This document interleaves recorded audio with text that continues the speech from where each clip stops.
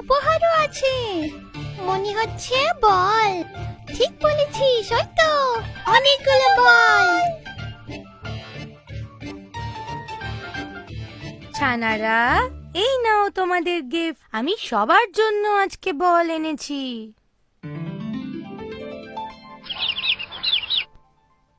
সবাইকে আমি বল দেব। আগে সবাই আমার কাছে চলে এসো। খুব সুন্দর। আমার ছানারা তাদের মায়ের খুব কথা শোনে। নাম্বার 1, এগিয়ে এসো, তোমায় হলুদ বলটা দেব।